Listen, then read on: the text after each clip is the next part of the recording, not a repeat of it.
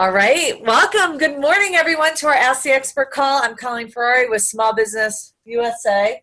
Got a new little scenery in the back. The time's changing, right? The sun's coming in. But most importantly, I am so happy about the change of scenery we have on this call today. We're not only using a new format, but we have one of my favorite guests, Jim Kohn. Oh. Welcome. Hey, no pressure, Jim, but I heard that, times are changing. And we have 7 seconds to add value before we lose our viewers. What do you think? Can we do that? 6, 5. Hey, I thought I'd fire up the conversation with some really quick true or false questions I want you to answer. And then we can kind of back, all right? Rapid fire, just true or false. That's all I need. That's it, okay. Are you ready? I'm ready. Okay. Business owners can assess their own customer service. False. Half of all businesses offer acceptable levels of service. Tough one. I'd say false. All right. You can't teach service. You have to buy it. False. Everyone should have their mother welcome customers into their establishment. Absolutely true. Absolutely true. No, that my favorite restaurant. There was a we'll go. Write that one down. Good one. Yeah. Yes. Absolutely. Get mom. If you can't get your mom, get your mom-in-law. Great one. Only if they like you. Only if they like you, and they benefit from all the money you make. Right. Yes. Different standards apply to different customers. False. Customer service is the same as customer experience. False. I said this one to rile you up. Okay. I know how you feel about that. I got scolded. Anybody who doesn't know, I got schooled last week on that question. Online businesses don't have to worry about customer service. False. And it just doesn't feel right is a valid customer service complaint. True. I finally got a true out of you. Yes. Yeah. No, but also about having your mom. Mother. So my favorite restaurant, the mother would meet you. She was a hostess. She'd meet you and she'd tell you all about her boys that opened this restaurant. By the time you sat down, you felt like a schmuck if you didn't like the food. Or the boys. Yeah, this is true. Yeah, I mean, I guess that could work if it was the right person. I don't think I'd put it in my book. So speaking of books, everyone on this call should really know this, that Jim Kohn is, besides being a very successful entrepreneur and restaurateur, you're writing a book about customer service and kind of changing the way people think about, go ahead, you just beat me up on this service word, Jim, but they're complaining about customer service. Go. All right. Yeah. Okay. So the book, I hope it ever sees the light of day. I'm terrible at it. I can't sit down and focus, but I have tried to start putting some videos online as I plow through the different topics in this book, just because I want to get the information out there for free. I mean, I'm not trying to make any money on it. I just want to get the information out there for my small business owners. But back to, I think your question was differentiation between customer service and the term that I'm using now is customer experience, because, it's a little bit semantic, but there is, I think, an image in people's mind when you say customer service, what they picture, an employee in a retail store, a server in a restaurant, and we need to think bigger than that. We need to think in terms of an experience. And that experience, is sort of measured differently. It's sort of the culture we build to create it is a little bit different. The training we do is a little bit different.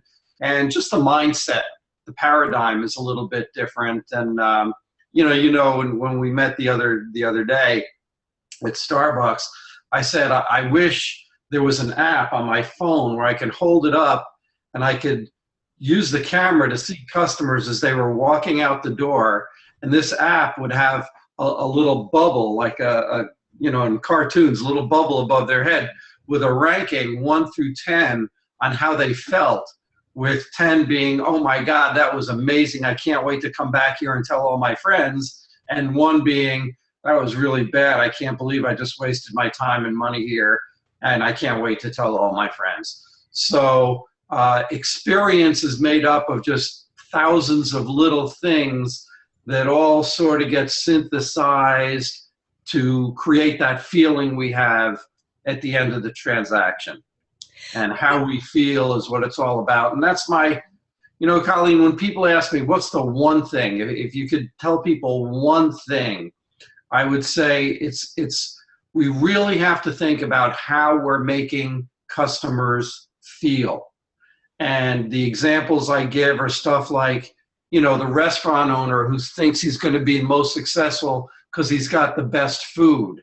And yeah, obviously good food is an important factor in a restaurant, but it's only one of many, many factors. And again, if we go back to the image of the customer walking out the door with that bubble, what do they call those bubbles? There's a name for it. It's a thought bubble, or I think it's a thought bubble. I just imagine these walking emojis, right? Everybody knows what emojis. Yeah. And, oops. That's even better. That's even better. It's a smiley face, or it's Now, where do you land, right? yeah.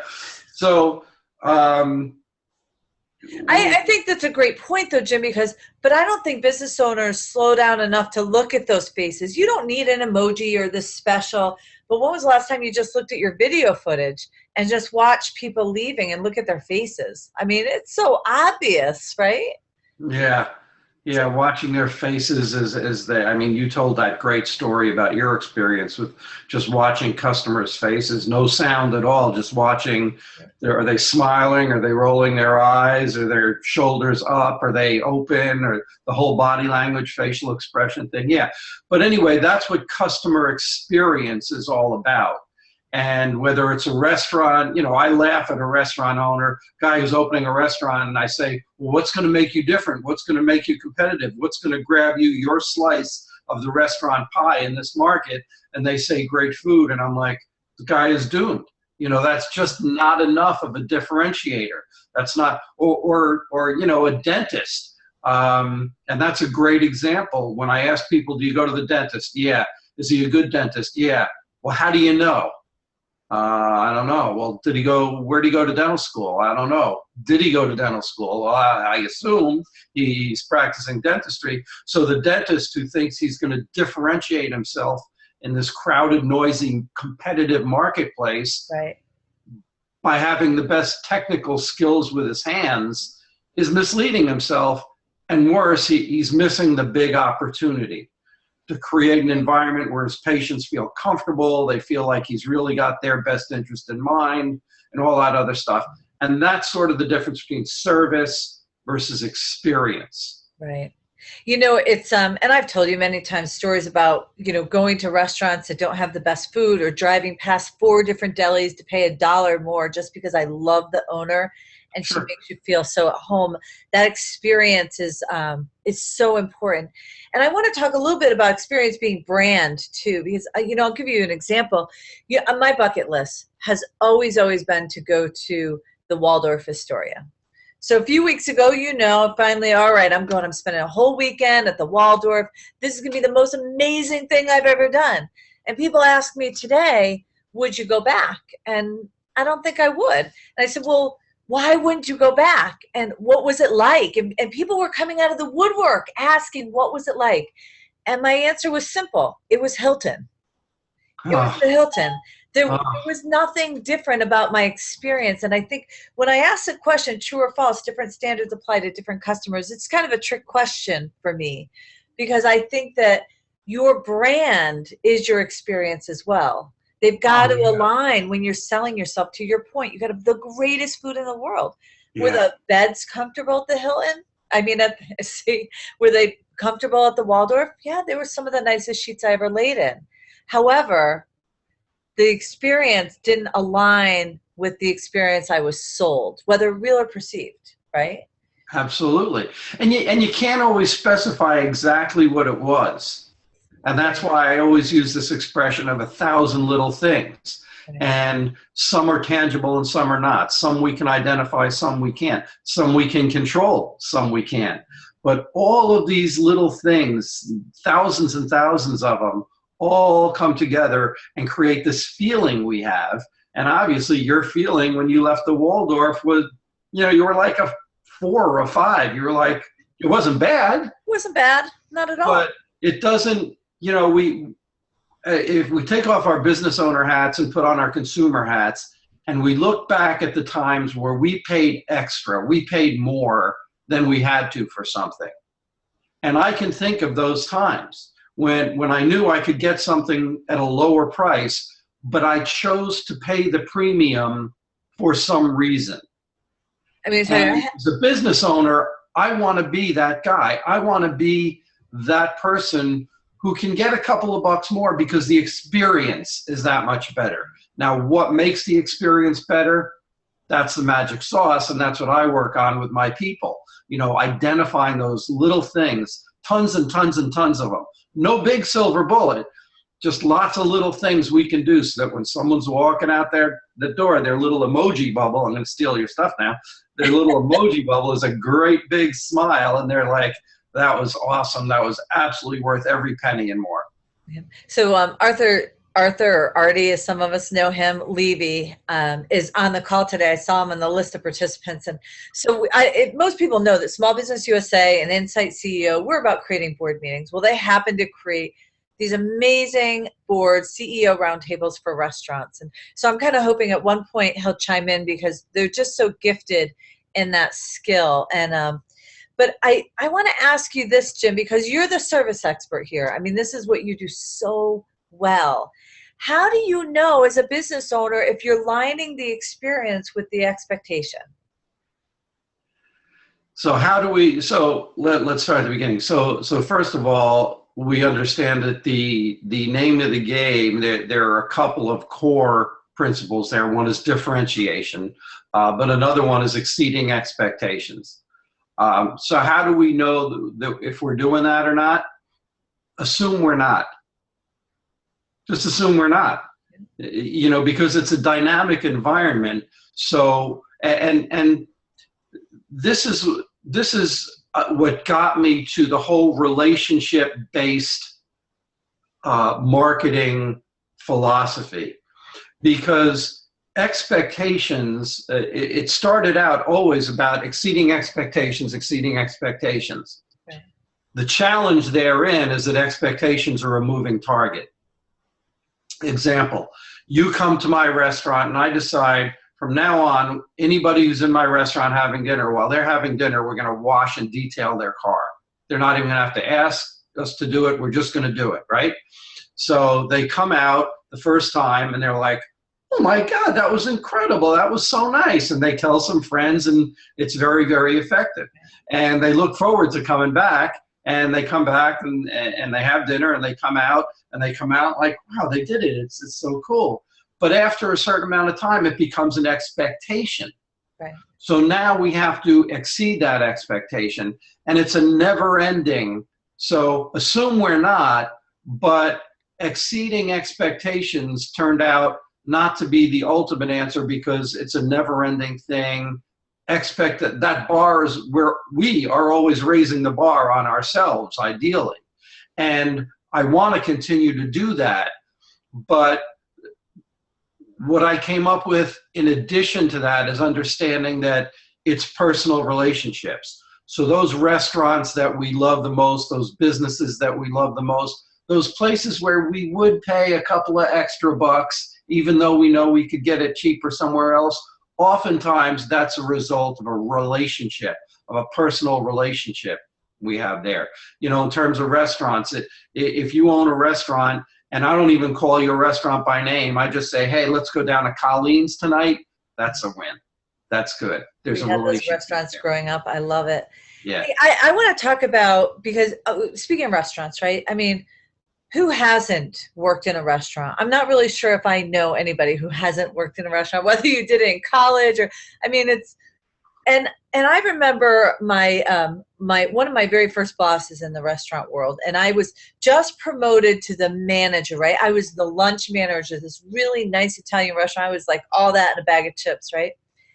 And I said, how do I know if these people that were my peers, how do I know if they're giving good service? He goes, they're going to give good service. They want good tips. And the truth was, that was not the case. They didn't realize how much they could earn. But if you ask the busboys, those kids bussing the tables, they know who was delivering, who wasn't delivering, who people wanted to sit with, more so than the hostess or anybody else, right? Because they were these walking emojis, and all you have to do sometimes is just ask, right? Yeah. But we really underestimate, and I know it's not a restaurant call per se, but the restaurant business is it's just a great example for the customer experience model. And it's amazing how much we underestimate the value of training. Right. And when I say training, I don't mean just formal training sessions where on a Saturday morning before you open, you get the entire staff together. It's mandatory, you pay them, and you do it on a regular basis, and you have topics, and everyone's on the same page, and you get feedback from your staff, which is so valuable. But understanding that every shift is a training session, if for no other reason than that your staff is going to follow your lead, they're going to mimic your behavior. So understand that one way or another, you are training your staff, either intentionally or incidentally. One way or another, a culture is going to get created in your place of business. And it's either by design or it's by accident. So training is so important. And when I ask people the question, which I always do, and I always get a wrong answer, is why, out of all the places I could go to buy whatever it is you sell, of all the restaurants, for example, that I could go to, Of all the why should I choose yours? And in restaurants, they're going to tell me how great their food is. Most businesses are going to tell me how great their service is. And I always think, I don't always say, but I always think, really, I wonder what they think they're doing in terms of creating a customer experience that all their competitors aren't doing too. And when I do inquire, I say, really, tell me about your training program. Right. And there is none. Such a big miss. No matter what business you're in, you have to really make sure that training is important, and that and I think, one thing that I've always done, it goes to that training talent versus buying it. You can buy the happiest, friendliest person in the world. And let me tell you, I'm pretty up most of the time. People get upset when they don't see me smile or whatever, because I'm generally kind of that smiley person. But if you put me at the customer service desk of a Target or at the counter of a Denny's, I am going to get fired. There's no doubt about it. I just can't deal with that type, right? So it's having the right person, right place, kind of that right person on the bus place. But I want to ask you a question. What if, here's an interesting statistic, 58% of all restaurant visits have checked the Yelp feedback before visiting that restaurant. And I am guilty. If I'm going to go to a new restaurant, I check Yelp and Open Table. Wow. If there's something bad, right? So, and I'll see it, and I'll tell you, it will change my mind. If I see 100 good and 1 bad, I might just think twice about going. But if that restaurant owner responded to that bad, I'm like, yeah, I'm in. I don't care about that bad one. If it's 1 bad and 5, here goes to this next statistic. If it's 1 bad and 5 good, I'm like, hell, they just put that in there. Like, that's their 5 employees trying to hide that bad one, right? And it doesn't work for me. So recent statistics said that for every 1 bad experience that you have to have 12 exceptional, and I know that word is important to you, exceptional experience, but you have to have 12 exceptional experiences to negate that 1 bad one. So let's talk about, as a business owner, Jim, as a customer experience guru, how do business owners change this? How do they take that bad, and what do you suggest they do? Well, first of all, those are amazing statistics, and I didn't know that it's 58% of people check Yelp or Open Table. That's amazing.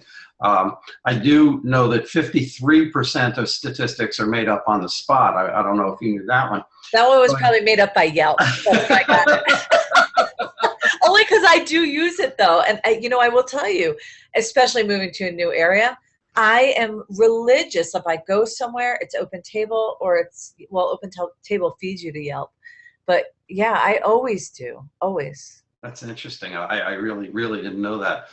So it's amazing that we're having this conversation because just this morning on Facebook, one of my clients had a long, long thread. Someone said something very complimentary about the restaurant, and there were a lot of comments on it, and a lot of people agreed, and there were one or two who disagreed. And I reached out to my client and I said, that was great. I was so happy to see that thread. By the way, reach out publicly, Right. vis-a-vis your comment, reach out publicly to the naysayers and invite them to have a private conversation. So reach out publicly, have the conversation privately, invite them back. And I believe that customer complaints, aside from being incredibly valuable feedback that we need, it's our lifeblood, that feedback, that negative feedback is so important. It's a tremendous opportunity. Let's talk about your business owner, restaurant or not business owner. You get this one piece of really negative feedback. We know that one complaint means 26 people didn't complain who should have, right? So how do you take that and bring it to your team and do something with it? Like, how do you? It's awesome. I mean, I really cannot emphasize enough with my people that not only do we like negative feedback, I mean, we would much prefer that it's positive feedback. And, you know, we like the positive feedback, but that's a little bit of confirmation bias, right? You know, we hear the feedback that confirms what we would already like to believe, but that negative feedback is solid gold. So if I need that to continually up my game, to continually identify expectations, manage expectations, and then exceed expectations, I need that negative feedback that's showing me opportunities to improve. Right. That's what I need. So first of all, I reward that behavior. So when a staff member brings me negative feedback, I reward that behavior. When a customer brings me negative feedback, I reward that behavior. I need to encourage that behavior. Painful though it may be, I need to reward that behavior because I need that data. You know, that is the worst thing, getting that negative feedback. But I love that you said that, and I think it bears calling out. You need to encourage your team, whoever is out there, you need to encourage your team to really bring you that negative feedback. Yeah. But also, it's how you respond that will bring you more of the information you need to be successful. Like, so Jim said, thank them, relish it. Reward them. So thank you. spot on. Follow up with them. Hey, you know, you made that comment. As a result of that comment, here's what we did. If it's a member of your staff, you know, that's one of the things we do in training sessions. We say, hey, what are you hearing? What could we do better? Where are our opportunities to do more for our people? And I say our people rather than our customers because our staff, it applies to our staff and our purveyors and our community as much as it does just to our paying customers. I got to tell you, you're right. Being gold, I'll let you get back onto it, but it was interesting. They just did a study with 40,000 people. 93%, 40,000 Americans, 93% of these adults would not tell their best friend or their employer the truth if their employer or best friend was wrong, because in fear of hurting their feelings or whatever reason, out of loyalty, not because they didn't like them. These were solid, positive relationships. I know. I just had an experience like that where, and me, you know, this is what I eat, sleep, and breathe, but, and I visited the business of someone I know, and he followed up with me and he said, hey, how was it? And I didn't tell him. I didn't tell him how disappointed I was. I know, and it's been killing me, and it's been on my mind, you know, and we've been talking about it like, oh, you know, should I tell him, or would it make any difference? What could he do with the information? If I was him, would I want to know? And if I was him and he told, and I told me, however that works, if I was him, right, it would break my heart, but I would want to know. Yeah. And I got to tell him, I got to have the conversation with him. But I just said, I pointed out all the stuff that was good. And I didn't mention how disappointed we were with the overall experience. How it was not good. I've been in the same situation, and that's why we started Small Business USA. I think I've shared this story a million times about I was sitting at a dinner party with 6 close friends of people who closed a business. We knew that he was in trouble. They were in trouble. We knew that they were desperate to turn their business around. And when I look back at the feedback, when he asked me point blank, I gave it to him in softballs. I lobbed in the feedback. I wasn't direct. I didn't want to break his heart. I didn't want to be painful. After the business closed, 6 people were sitting around a table. Every single one of them had a really valid reason why that business wasn't successful. And they were all reasons that this couple could have changed. And no one. But here's the thing. Going back to, and this confirms what we said just a few moments ago, is that when I want feedback, this is like when you go to a restaurant and on your way out, the hostess says, "Was everything good?" No one's going to get into it with them at that point. And it's mostly because you think, why bother? I'm not looking to ruin the time of the people I'm with or whatever. But if you really want to know, like, when you go to and we're going back to restaurant examples. We're kind of stuck in where's Artie and Roseanne? Laboratory. Our inside CEO board is. But yeah, you ever go to the restaurant and you see the manager walking around the room and he's looking? Oh, he's looking around, and this happens with me all the time because of my background in the business, and I've been that manager who walks around. But you see that manager, he's walking around and he's looking at everything, and you say, like, what is he looking at? Because I can see 15 things right now, that really require attention. Like, I can tell that the people over at that table are looking for someone. I can tell that the guy over there is just sort of pushing his food around on the plate. I'm looking at a table that has tons of empty glasses that have no business being there. They either need to be refilled or removed. And he's looking. So, but if he wants feedback, there's a way of saying, is everything good? Or prying a little bit deeper, drilling down, specifically, how was your food? How was your server? Looking at somebody's body language, what could we do better? So if you really want to know, it's a challenge. People are not as inclined to tell you the bad news. No one wants to tell you your kid is ugly, but there are ways of finding out if you really want to know. And it takes some effort. And when somebody does tell you, reward the crap out of them, especially if it's an employee. Here's a quick little practice. I want to get back into that customer service space, but a really quick practice that I've used 23 years of my career. I've used this, and it has always helped me.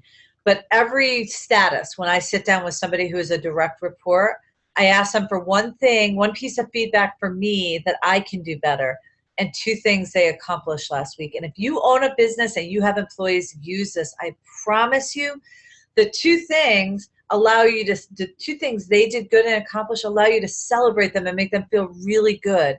And if they don't have those 2 things, you have a bigger issue, right? They didn't accomplish anything last week. But the other one, that one piece of direct feedback for me, gives them a time, a place, and an expectation around delivering that feedback. But especially in the beginning, they don't know what to say. So they're making up stuff almost. They're so uncomfortable and so aware of how awkward this is that when you get it, it could be something, anything so silly like, Colleen, I think your office needs to be rearranged for when visitors come. All right, great, Jim. That is a bet. Thank you so much. I would have never looked at that. Thank you. And genuine, not like this came across a little scripted, but really genuine, appreciate it. And when they know that they have to give you feedback every week, something happens, because when they have to give you real feedback that's going to change your business and make you rich, or change your business and not have you close, they're going to give it. But you've got to build good routines and habits in place. Yeah. So, Jim, let's talk about customer experience, and what do you think is the biggest gap for business owners in this front? Well, I touched on it before.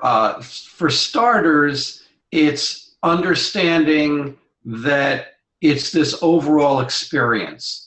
It's not just the product I have on my shelves. It's just not my competency as an accountant, as a lawyer. So it's a feeling. It's about how we make people feel, because we're almost all of us, very few of us are not in a competitive environment.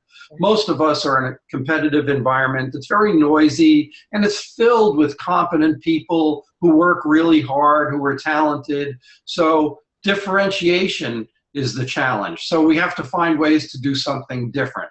So it's understanding that it's not your core competency. We have to think beyond core competency to creating a feeling, an experience in our business, and then finding 1,000 little ways. And the goal is so that when that customer, at the end of that experience, whether they're walking out of a door, in the case of a retail or a restaurant environment, or when the transaction is over, their little emoji bubble is a great big smiley face. And in that image, the person with that emoji bubble always has their phone in their hand, because I want everybody to realize that it's not just them, but it's all the people they're talking to. Right. So one of the key concepts that I teach is understanding the lifetime value of a customer. In business, there's always a huge difference between short-term versus long-term thinking. And in small business, it's so easy to get, because we have bills to pay, the pressure is on, the stress is there, we need to get a bill paid. We're worried that maybe they're, hey, you know that guy? I should have given you some warning. So Artie is kind of texting me on the side, and I'm like, I'm going to let him in. I didn't think it would just happen like that. That's cool. That's so just a quick introduction. Arthur Levy is an elite advisor for Insight CEO, which is a division of Small Business USA. And he and his wife, Roseanne, have been in the restaurant business, helping restaurants for, I don't know how many years, Artie? Oh, we can't hear you. You're on mute. You're on mute. So on the bottom of your screen, there's a little microphone you have to click. So if you hover, if you move your icon down a little bit lower, and it'll highlight underneath all the pictures, you'll see the mute. I just want you to know that I can read lips. So what he was saying is that he's not in the restaurant business anymore. He got sick of it, and he's done. He's now a massage therapist.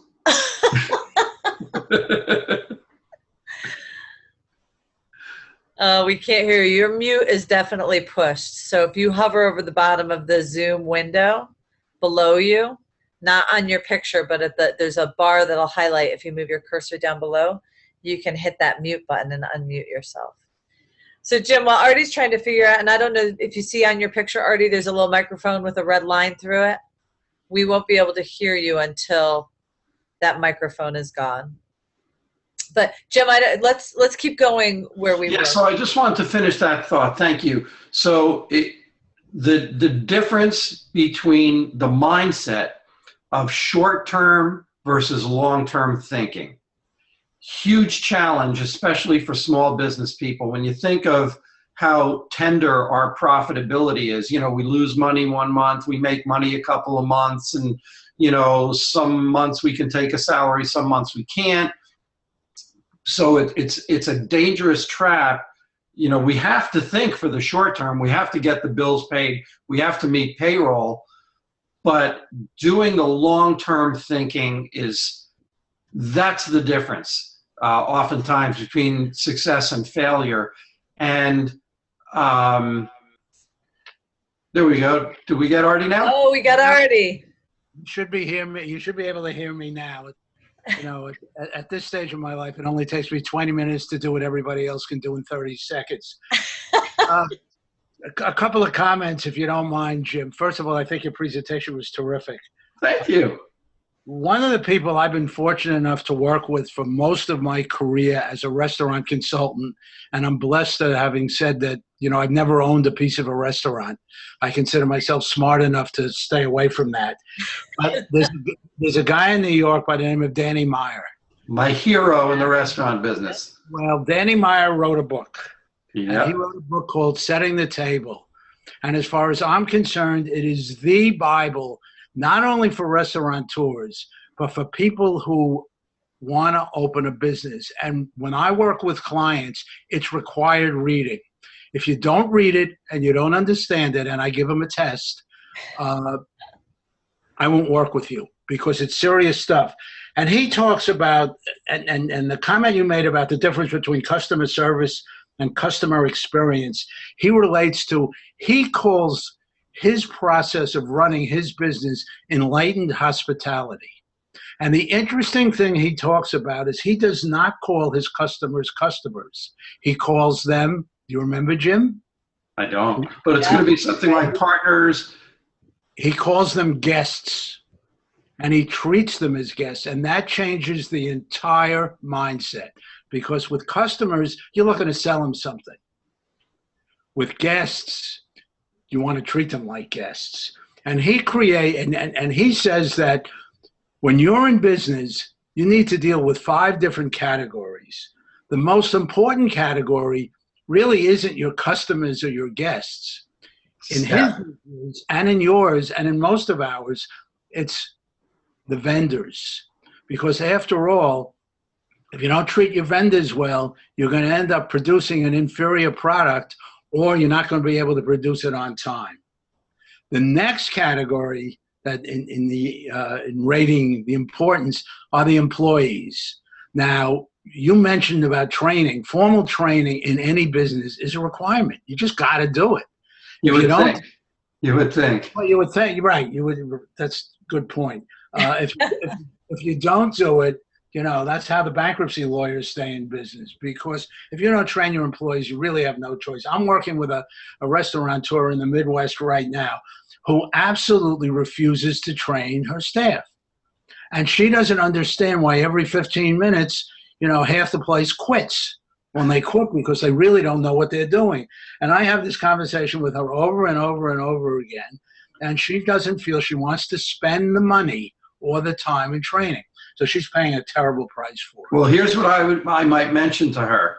First of all, she is training her staff. Poor. She is training her staff by neglect. And second of all, she is spending the money. Well, she's losing the money. Let's put it that way. She's certainly not investing it in anything. Correct. Yeah. And it's really crazy. So Danny Meyer had this great thing in that book. And after I read that book the first time, I sent everybody on my team a salt shaker. Do you remember the salt shaker theory? I don't. The best part of the book. So he sits down with a Colleen, by the way, if you ask me the question, any question you ask me that starts with, do you remember? The answer is no. I get that. I understand that. But it was all about training. So he sits down with the new restaurant manager, and he puts a salt shaker in his hand. He said, put this in the center of the table, the direct, absolute center of the table. And he puts it in the center, and Danny shoves it off to the side. And then the leader pushes it back to the center, and Danny pushes it out of the center again. And he said, the day you stop repositioning and recentering that salt shaker to the middle of the table is the day you've let your standards slip, because your team will always keep getting a wider and wider center unless you're there to keep it focused in. And I think that's what service is. People, it's that level of service. They need to be reminded what it is, because if they're not recognized for keeping that salt shaker in the center of the table, it's going to get looser, and the expectations, the experience are going to get looser. Yeah. I echo Art's sentiment on Danny Myers and on that book in particular. And my takeaway from that book, and the reason I've shared it so many times, given away so many copies of that book, is he is a master at creating a culture. And that's why that book applies universally, not just to the restaurant business, but to any business, because he understands the importance and the technique of actually creating the culture that you want. So as I said before, you can do it by accident. The culture is going to happen. Some culture, your business is going to have a culture. So you can either design it and engineer it and make it the culture that you desire, or it happens serendipitously and it may not turn out the way you want. But that was my takeaway from that book, and that's what I think the broad universal appeal is that it doesn't just pertain to the restaurant business. It helps us understand the importance and the value of cultures and how to build them in our business. I just have to tell you one quick story back to what you were talking about before about trying to be an effective manager.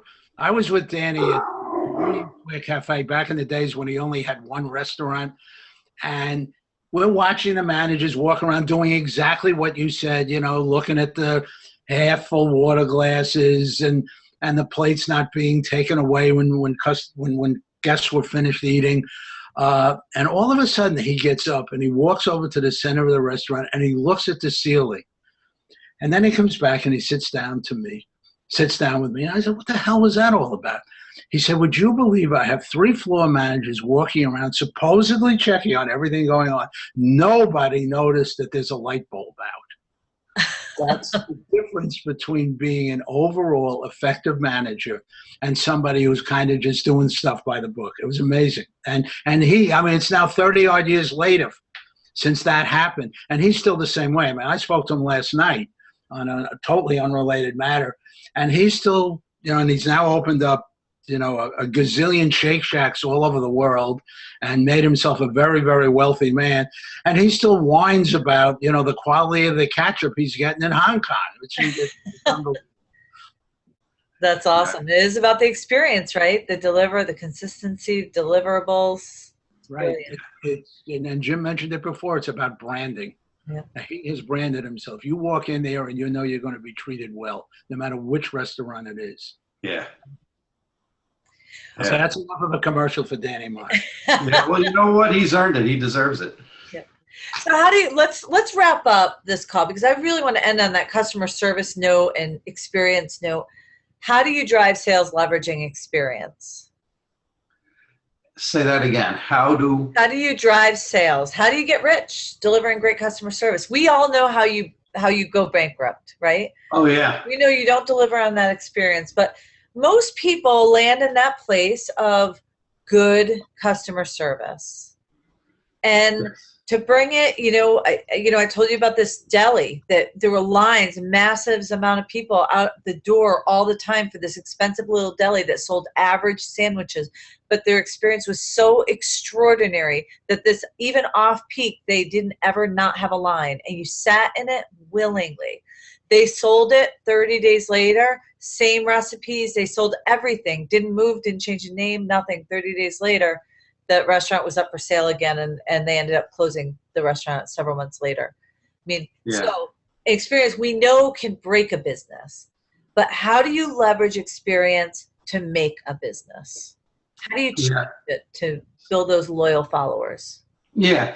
So if you believe, as I do, that word of mouth is the most powerful form of marketing, and if you believe, as I do, that word of mouth comes in several different flavors, it's not all positive.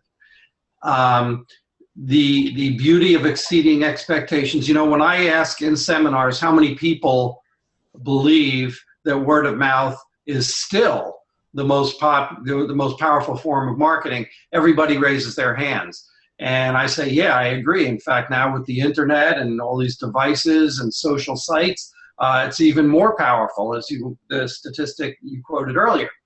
And then I say, okay, so we're all in agreement. We all believe that word of mouth is the most powerful form of marketing. Explain to me, given that there's positive word of mouth and negative word of mouth, how do we create positive word of mouth? And the answer is exceeding expectations by a large enough margin over a long enough period of time. And that happens by creating the culture, vis-a-vis Danny Meyer and Art's comments, creating the culture that creates the experience that creates the expectation, that exceeds expectations.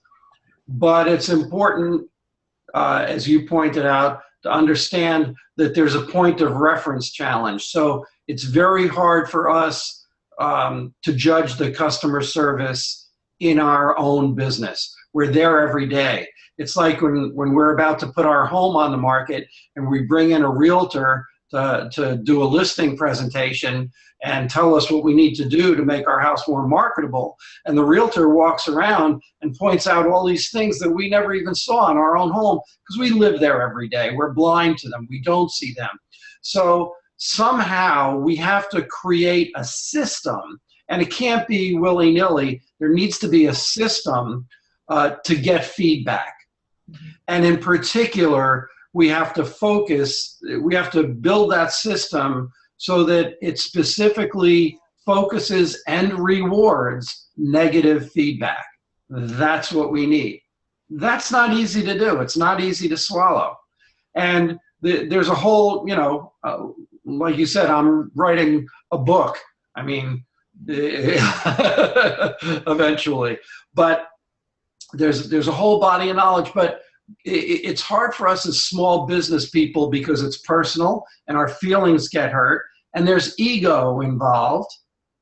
So our egos get hurt, and it's hard to imagine that there's someone else out there who might know more about our business than we do. Someone out there who might know something about our business that we don't know. But bring in people. Bring in people. Your staff, great conduit for feedback, especially negative feedback, if you reward it. But, the typical old style manager, if someone brings them negative feedback and they say, oh, that customer's a jerk anyway, boom, you just murdered it. Jim, the important thing, I think, in that regard is if you're going to get the feedback, you got to listen to it. You got to shut up and listen. You may not like it, but if you've established some realistic expectations, and realistic's important, and you're getting feedback that says you're not hitting them, you got to listen. Yeah. So the feedback module in my mythical book is that it's part of a cycle, and the cycle is to get the feedback, focus on the negative feedback as an opportunity, A, to up your game, and B, to create a relationship with a customer. Then reward that feedback, and then respond to that feedback by, Colleen, redoing your office so that it does look more presentable when visitors come, and then follow up and say, hey, as a result of the feedback that you gave me, we have now done this, and I would not have done that. I would not have thought of that without your comments. Thank you very much. Because if there's one thing about this feeling that we want to create is that we want customers to feel appreciated. We talk about it's about how we make people feel, and it's a whole other call, a whole other session when we talk about how do we want to make them feel. If it's about feelings, what are the specific feelings that we're looking to create? And appreciation is one of the biggies. Customers want to feel appreciated. If you Google the phrase "why customers leave," most of the time, I think it's 80+% of the time, it's just because they didn't feel appreciated.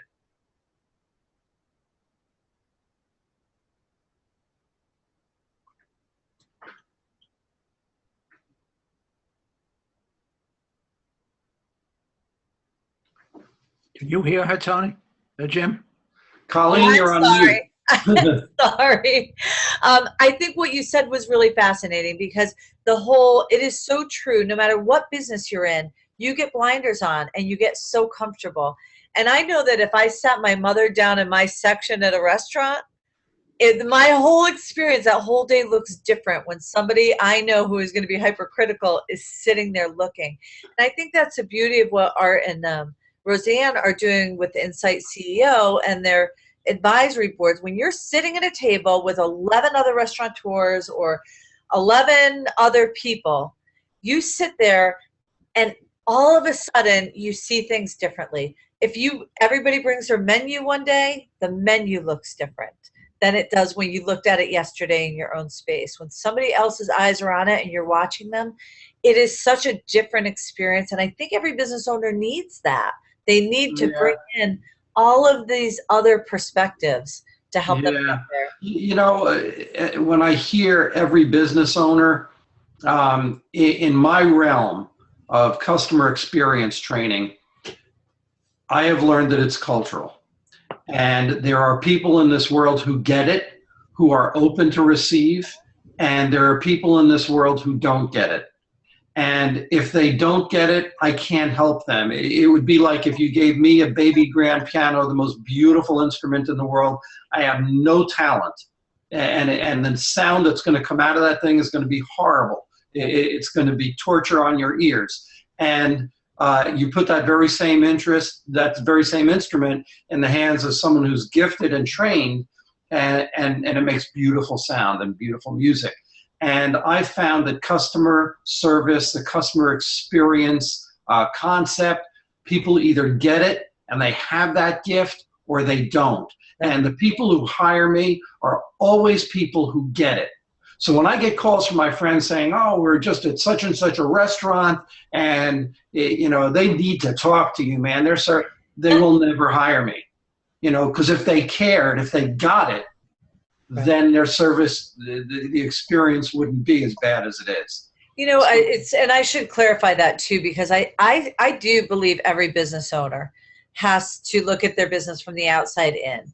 But I will tell you, to your point, some people get service. You get service, Jim. Artie gets numbers and how to save money on your vendors. And he gets a financial end of business like no one I've ever met in my life. Every business owner, though, if you were a stool, every business owner has one wobbly leg, and that's where you need to supplement, and you need to help identify what that leg is. Sometimes we don't even know what it is. Well, that's where the feedback comes in. That's where critical feedback comes in. Yeah, I want to just lastly, I know I keep saying that, but we could go on this conversation forever. But I think you also said something really fascinating when I asked, how do you drive sales? And you said you need to surprise them, right? You need to exceed their expectations every once in a while.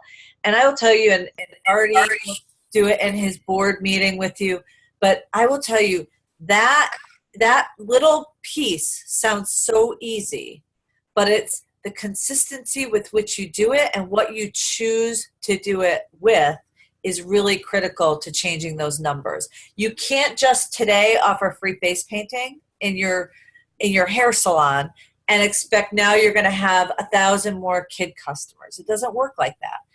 It would have to be free face painting every Friday for kids for the rest of time.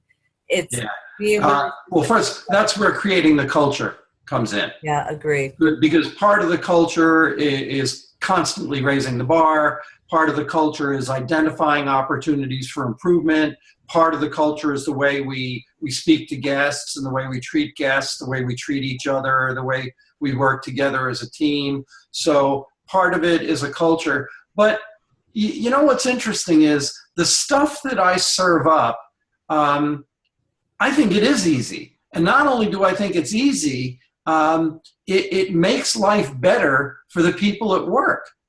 So it's more fun to be at work at a place where customers are really happy and having a good time. It's more fun to be at work when everybody's making more money. It's more fun to be at work when you're working with people who have your back and they're going to cover you and you're going to cover them as need may arise. So it's not expensive. I never ask people to spend any money. I'm not saying you need to up your advertising budget by $1,000 a week. I'm not saying you have to buy a certain piece of equipment. I'm not saying, what I'm asking you to do is free. It takes very little time, and it's going to make it more fun at work. Your people are going to stay longer. You're going to have less employee turnover. Employees who have been there longer are typically the employees that are happier. And if they're happier, they're more productive. And they're better at their job. So I think it is easy. Well, and it always amazes me when people don't do that, but they'll spend thousands of dollars on more advertising. Oh, Because that's such there's a something in our nature. We want that silver bullet. And it's so much easier, as dear as money is, to write a check and hope, to think we're going to buy a solution. And how many times I've seen people paying for advertising to bring customers in, those customers are going to have a bad experience and create negative word of mouth. So you're paying to bring people in to make your business worse. so true. Artie, what were you going to say? Well, first of all, change can be painful for some people, and people who don't want to think out of the box, which is really what you're talking about, pay the price for it. You've got to try and be a little bit creative. You really got to you can't go back to, well, we've been doing it this way for the last 88 years, so we're going to continue to do it that way. That's almost a self-fulfilling prophecy. It hasn't worked for the last 20 years, so you can be sure it's going to continue not to work. You got to think out of the box. Must. And if you can't, I don't want to work with you.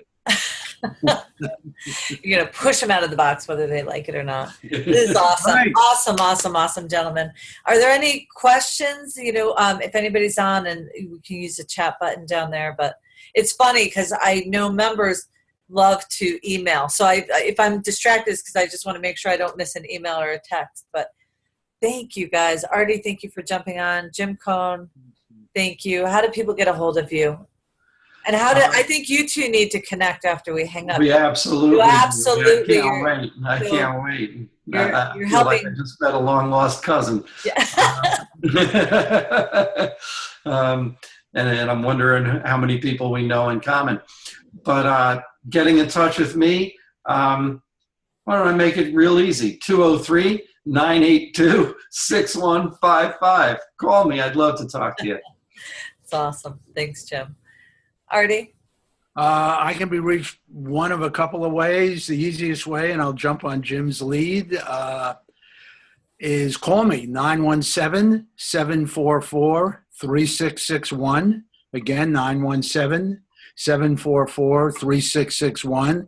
That's my cell. I have it with me 24/7, as my wife will attest. Or if you want to talk to me about something specific, you want to email me, you can get me at Arthur, ARTHUR, at THEROART group.com. That's Arthur at theroartgroup.com. Awesome. Thank you for an amazing Ask the Expert call, Jim and Artie. I really appreciate you being on. You can see the Insight CEO website, where you can find Artie at insightceo.com. And you can always reach me at Colleen at smallbusinessus.com. I look forward to talking to everyone, and go out there and drive your business, you guys. This is there's some great talent on this call, and reach out to these guys, reach out to me. I can connect you if you didn't get that number. But I loved having you. Thank you so much. Thank you. Thank you. Artie, great to meet you. Nice meeting you. Thanks for letting me jump in on your gig. I look forward to talking to you.